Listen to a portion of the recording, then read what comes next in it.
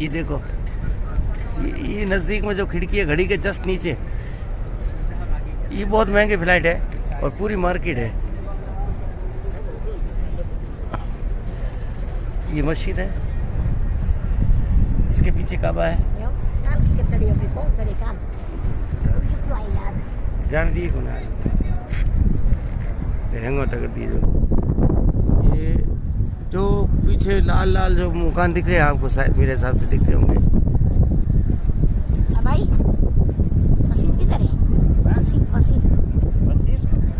काबा काबा मुबारक। अंदर कैसे जाएंगे? अंदर अंदर नहीं, अंदर तो है, जाने नहीं देते इधर से। इधर से आगे से, इधर से नहीं जाने सकते, आगे से। अच्छा, उधर से जाना पड़ेगा। आगे जाने दे रहे। हाँ।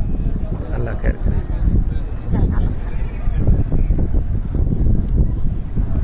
सदका